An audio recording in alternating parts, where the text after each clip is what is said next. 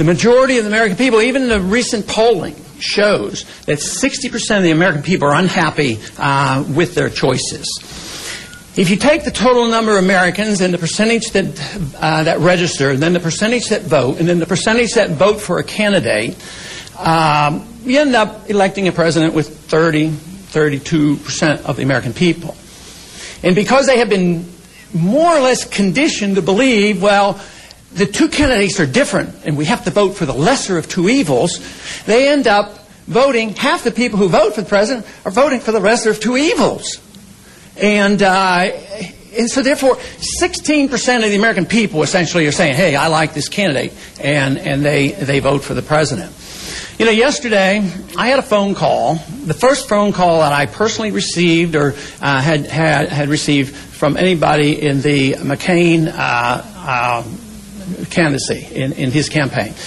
They called, and it was a bit of a surprise to me because their request was that I endorse John McCain today. And I said, well, I don't like the idea of getting about 2 or 3 million people angry at me. So, but they were serious, and it was a respectful call, and the argument was he would do a little less harm than the other candidate. And, you know, we just don't need to do that anymore. You know, I believe it was 1988, and I believe Ralph Nader will remember this campaign, there was a debate going on with George Bush Sr. and Dukakis, and it was to be put on by the League of Women Voters. And there was a secret agreement between George Bush Sr. and Dukakis that they would dictate all the terms, that they would say who can come and who the moderator is and all this, and who had to be excluded. And when they presented these details to the League of Women Voters, they said, no way, they won't do it. And this was their statement. The demands of the two campaigns would perpetuate a fraud on the American voter. That's where we are. And then a few years later, an organization was formed, and it was called the Commission on Presidential Debates. And since that time, since they have been formed, they dictate all the rules. And guess who's chairman? Who they are? It's a former chairman of the Republican Party and a former chairman of the Democrat Party. And they dictate all the rules. So therefore, anybody who opposes the status quo aren't permitted to be in the debates. And that's where we are today. And this has to change, especially if you ever come around to the, please don't, if you ever get to the point where you believe the two parties are essentially the same, then if the majority is outside the establishment, that it's not very democratic. The process isn't working. And when you think about what we do around the world on the pretense of spreading democracy and how many people die, I think this is a tragedy. It's a tragedy that we who want to improve this country, defend our principles, defend the Constitution, and have a decent process are treated this way. And this is, in a way, an attempt on my part. I'm not a candidate. I'm still very interested in what's happening. And I just am today making a very strong suggestion of what we can do. You know, quite a few years ago, when Bill Clinton was inaugurated, it was in one of his speeches, he recognized one single individual as being very important to him philosophically. And that was a bit of a surprise because I knew about the individual. And some of you may know about him, but it's worth looking into. And his name was Carroll Quigley. He wrote the book, Tragedy and Hope. Now, the important part of Tragedy and Hope and Carroll Quigley is that he claims that he was on the inside and part of the group that, did the planning. But why did he write Tragedy and Hope? To expose these people behind the scenes? Because he believed they were far enough advanced, it didn't have to be secret, they could be out in the open, And this is the way it works. It's a tragedy if you don't accept this, and there's hope if you know who runs the show. That's my interpretation, but I believe it's correct. But let me read a quote from him, and thinking about where he's coming from. He says, the argument that the two parties should represent opposed ideals and policies, one perhaps the right and the other of the left, is a foolish idea, acceptable only to the doctrinaire and academic thinkers.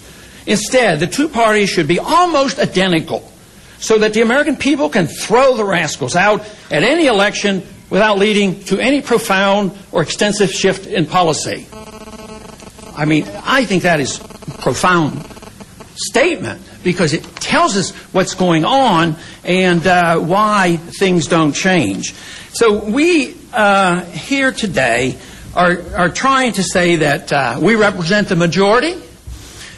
We deserve to be heard. They deserve to be in the debates. And you say, well, how can they be? They're minor candidates. They don't have enough support. If you'd have everybody get in the debate.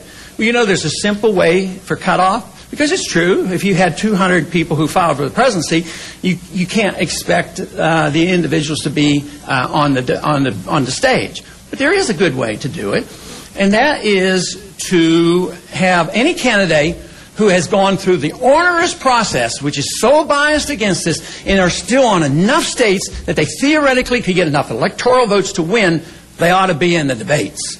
And that is what our goal is. Now, what are the odds of this happening? What are the odds that the commission on a presidential debate all of a sudden will become fair and balanced? None. Absolutely none. So what are we going to do about it? We come together. And to me, it's fantastic that we've been able to get 4 candidates together on this set of principles and agreeing that it's the process that they're begging to change. And this to me is remarkable and important. So what else can they do? Well, I think the 4 candidates very well could get together. That generally is something I had to do in the primary race, exclusion, don't do this, marginalize. We would just go and have our own. And I know it's difficult to think about, and there's probably arguments against it. I don't even know if the 4 would agree. I haven't even talked to them. But, if they could get together and bring all their supporters together, and maybe the media would pay attention and say, maybe there are some important issues. Maybe civil liberties do count. Maybe foreign policy does count. Maybe we ought to change the Federal Reserve. Maybe we shouldn't continue to bail out all the corporations of the world. They're all lining up. It's the auto companies. But it's not going to work. And that's why the people are waking up. We know we're getting near the end of this. And that's why I think it's a bigger number, 60%. You'll never know about watching TV because it's a horse race. Who's the most evil? Oh, yeah, he's a little worse than this guy, so we need to do it. So I think what we need is to have a showing. And the only way we can have a showing is to prove this point. Now, first off, where are these 60%? Well, there's a bunch of them who make an intellectual decision not to vote. And we shouldn't just say they're apathetic, because I know a lot who aren't apathetic and are pretty intelligent, and they figured it out. But I'd like them to vote. My recommendation is to vote. But if you add up those who intellectually don't vote, and you take all the alternatives and take that number of half the people who vote just for the lesser of two evil, we are the majority. But the more, the merrier. And they say, the first challenge is, you want to hurt the Republican. No, I don't want to hurt anybody. I want to help save the country. And therefore, if this works, if the American people would wake up, there would be just as many votes that would leave Obama. He's not for change.